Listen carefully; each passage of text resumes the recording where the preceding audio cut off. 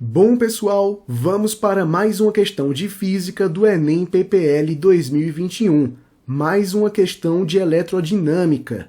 No manual de instruções de um conjunto de 30 lâmpadas idênticas usadas para enfeite, está especificado que o conjunto deve ser ligado em uma rede elétrica de 120 volts, resultando em uma corrente total de 4,5 amperes. Note que, ao dizer que as 30 lâmpadas são idênticas, a questão nos diz que essas lâmpadas possuem a mesma resistência elétrica. Muito bem.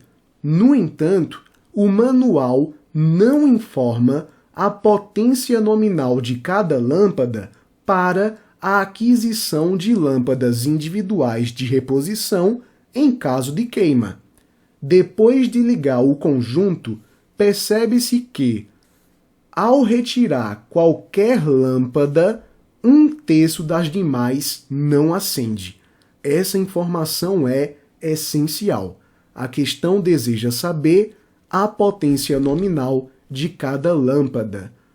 Essa informação é importante pois ela nos dá dicas de como esse circuito está organizado. Veja, ao retirar qualquer lâmpada, 1/3 das demais não acende. 1/3 de 30 é 10. Quer dizer então que nós temos conjuntos de 10 lâmpadas associadas em série. Veja, vamos colocar aqui 1, 2, 3, 4, 5... 6, 7, 8, 9, 10 lâmpadas, simbolizadas aqui pelo símbolo usual de um resistor. Veja, se essas lâmpadas estão em série, é porque elas recebem a mesma corrente elétrica. Veja que aqui nós temos a mesma corrente passando por essas lâmpadas, por esses resistores. Se nós, por acaso, retirarmos um desses resistores, nós interromperemos o caminho da corrente elétrica, que não tem como saltar desse ponto A até esse ponto B. Portanto, a corrente elétrica também será interrompida nos demais resistores. No caso das lâmpadas, sem corrente elétrica, sem brilho. Beleza? Então quer dizer que nós temos conjuntos de 10 lâmpadas em série. Perceba que, de acordo com o enunciado, apenas 1/3 não acende mais. As outras 20 lâmpadas estão bem. E para que isso aconteça, essas lâmpadas precisam ocupar outros ramos, de tal forma que tenhamos uma associação em paralelo.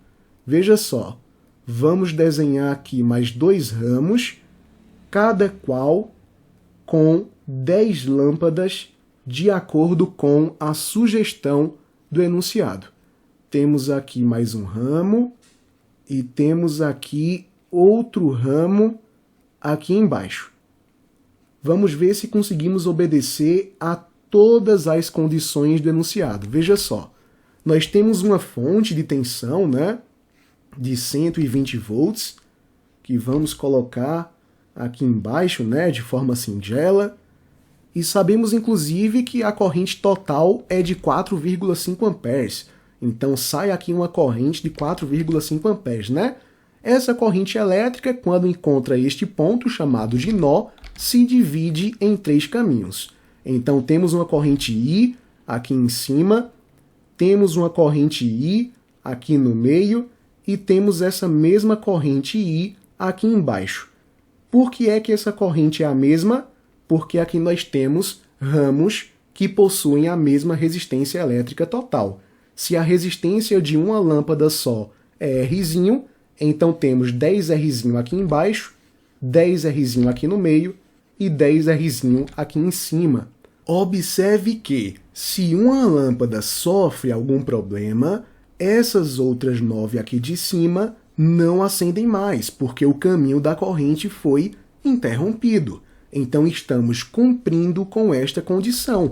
As outras 20 continuam acesas porque numa associação em paralelo, estes ramos são independentes. Então este ramo segue recebendo esta corrente, este ramo também recebe sua corrente própria, beleza? Isso funciona para os outros ramos também. Veja, se tirarmos essa lâmpada, essas todas outras aqui se apagam e as do ramo de cima e as do ramo de baixo continuam funcionando. Mesma coisa aqui embaixo. Retiramos essa lâmpada, tudo aqui embaixo deixa de funcionar, mas continua funcionando nos ramos superiores. Conseguimos então concluir que o circuito está esquematizado desta maneira e, ainda por cima, sabemos que esta fonte de tensão possui 120 volts, sabemos que a resistência de cada lâmpada é Rzinho e sabemos também que a corrente elétrica total é de 4,5 amperes. Veja, essa corrente elétrica vem de encontro ao nó A, que é o ponto de divisão de corrente elétrica. Como esses ramos são iguais, então cada um vai receber a mesma parcela dessa corrente elétrica total. Se temos 3 ramos iguais, 4,5 dividido por 3 é a mesma coisa que 1,5. Temos, portanto, 1,5 amperes para esse ramo superior, 1,5 amperes para esse ramo intermediário e também 1,5 amperes para o ramo aqui de baixo. Perfeito. Por que é que isso é importante? Porque através dessa informação podemos descobrir a potência elétrica total de cada ramo. Veja só, a potência elétrica pode ser calculada pelo produto entre a tensão elétrica e a corrente elétrica local. Veja que essa tensão elétrica é de 120 volts para todos esses ramos. Afinal, todos eles estão entre os pontos A e B. Portanto, a diferença de potencial é a mesma para o ramo de cima, para o ramo do meio e para o ramo de baixo. E essa DDP corresponde a 120 volts. Então, nós temos uma potência que será 120 volts vezes a corrente elétrica que passa em cada ramo. Então, teríamos 120 vezes 1,5. Isso nos dá uma potência de 180 watts para cada ramo.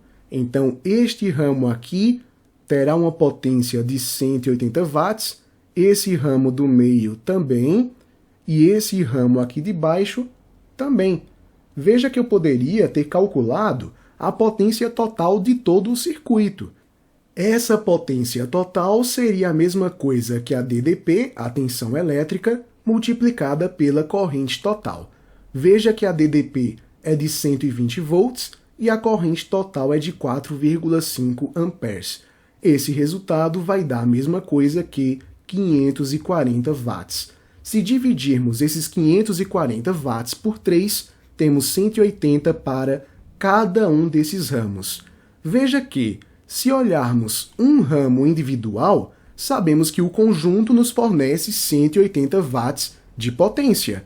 Mas eu quero saber, para cada lâmpada, qual a potência nominal de cada lâmpada. Então, nos resta pegar esses 180 watts e dividir pela quantidade de lâmpadas que temos em cada ramo. 180 dividido por 10, nós temos 18 watts para cada lâmpada que temos nesse circuito. Nos resta, então, realmente a letra B de bronquite. É isso, pessoal. Até a próxima questão.